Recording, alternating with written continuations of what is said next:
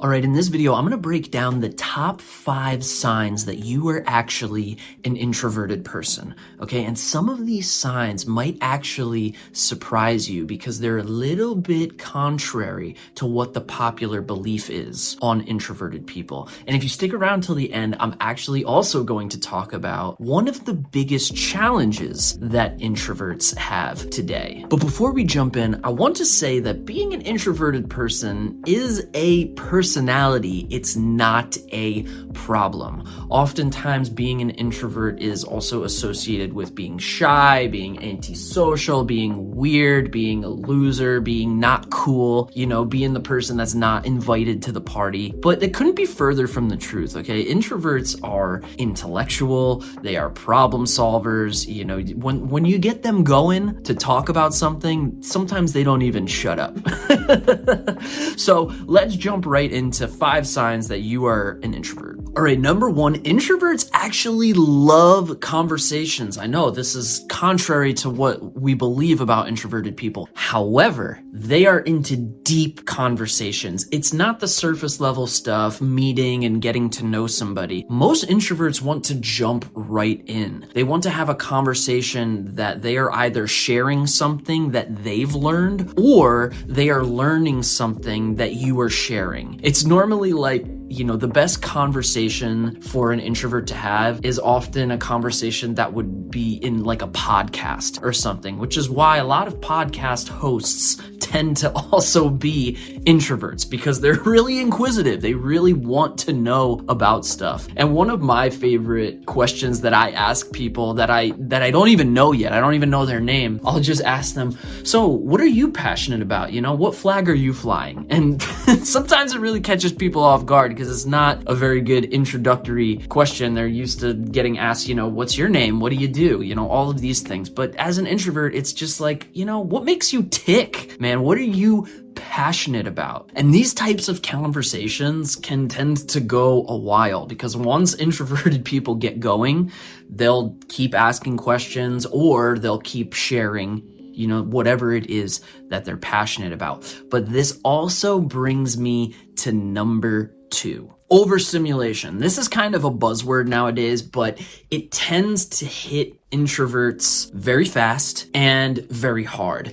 If they're having a deep conversation, after about an hour or so, they can start to feel themselves being like, you know what, I want to go home. I want to process all of the things that I've learned. Or if I was sharing a lot of stuff, I need to go home and recharge. This was a lot for me. And if you're in a crowd, if you're in a crowded place, it can hit almost immediately. Sometimes when I'm going to concerts, I'll be going to like my favorite concert. I'll go see Blink-182 or whatever, and when I'm in the crowd just waiting for the band to go on, stone sober, everything in my brain is telling me, I just want to go home. I just want to go home. I just want to go home. And then the lights go down and I'm like anxious. I'm like, oh, just come on already. I already want the show to be over. I want to have had the experience before it even started. So sometimes I have to battle with myself, and introverts, you'll probably do this too. You battle with yourself when you're going to concerts or you're in,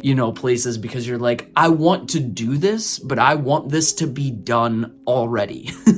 And I want to be on my way home or back in my room, our safe haven. And this is, again, something that happens to almost everybody, but extroverted types of people, they probably don't feel overstimulated until they are just totally tired and exhausted from partying for, a bunch of hours, right? Introverts, this happens very quickly. Like I said, as soon as you get to the party, you're already ready to go. You're like, I want to have had this experience and get it out of the way and be back in my natural environment. Because as we all know, the introvert loves to recharge in solitude. They need to be meditating in their bed, watching a TV show, some sort of self-care. Introverts are very big on self-care. Number 3, introverts prefer to work alone. Despite what our zodiac sign, if you're like me and you're a Leo or you're an Aries, some sort of leadership zodiac sign, if you're still an introverted person, chances are you still take the back seat in groups. Chances are you still tend to want to even not be in the group. You just want to take care of business by yourself because you kind of know what you want to do. And I remember being in school and a teacher would be like, all right, let's get into groups of 3 or pair up or groups of 4 or whatever. That used to be my cue to go to the bathroom. If anyone else used to do that I did that every single time. And when I did that, I would be the last person to be put in a group. So the teacher would pretty much insert me into a group. And that's usually how I would have to do it. I don't know why, but that was the first time that I noticed that I was different than the rest of the kids. Most of the other kids could get into groups, no problem. But me, I was like, I need to go to the bathroom.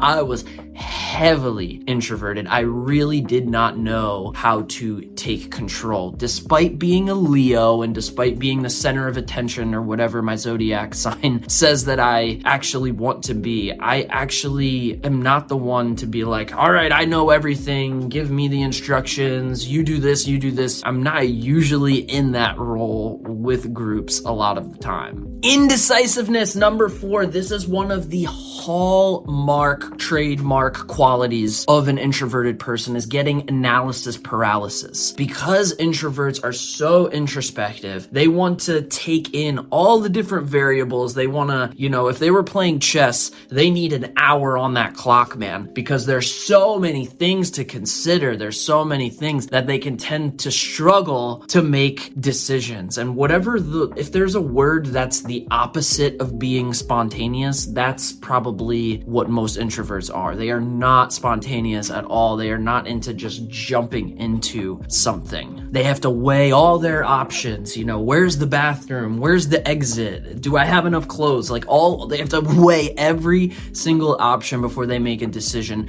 which is a good thing in a lot of cases because they're very careful and they make good decisions, but it's just not going to happen quickly. All right. It's not going to be a spontaneous thing. So sometimes it looks a lot like indecisiveness because it takes a long time to make that decision. All right. The last quality, and this is something that people don't really talk about, but introverts are obsessive. When they get passionate about something, they want to get better and better and better at it. It could even be addicting, right? They are so on the grind, whether it's video games or creative passion or their job, whatever the task is at hand, they are obsessed at getting better at it. They are obsessed at figuring something out. They do not like to walk away from an unfinished project.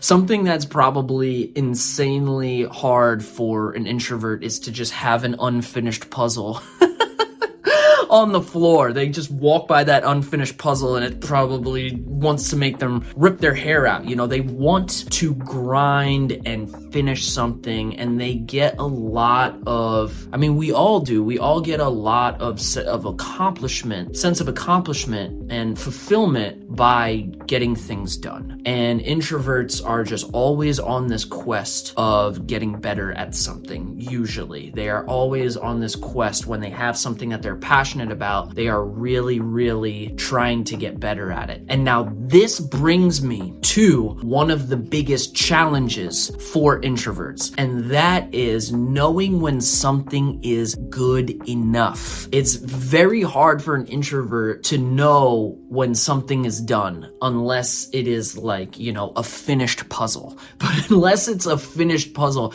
it can be really hard for introverts to walk away from a project. It can be really hard for introverts to tell themselves that something is good enough. This is something that a lot of creative musicians, artists, all types of, creative people have a very hard time with letting a project go. It's like they are perfectionists. They, again, are weighing all these options. And this also kind of relates to our deep conversations here. Because we are so passionate at getting better at something, we are also going to be passionate passionate at learning from other people how to get better at that thing, right? If we're a songwriter, we are passionate about having conversations with other songwriters. What are you doing? What are you trying out? You know, what has worked for you? Do you take a notebook and drive to the park and walk around? Do you write your music first? Do you write your lyrics first? They are very into figuring everything out. If you are an introverted person by the end of this, and you probably are, you should definitely subscribe to the channel because I have a ton of content coming out for you and that has already come out for you. Just like this video up here, this is a video about why being an introvert is actually a superpower. It's not an anchor that's weighing you down. It is something that you can utilize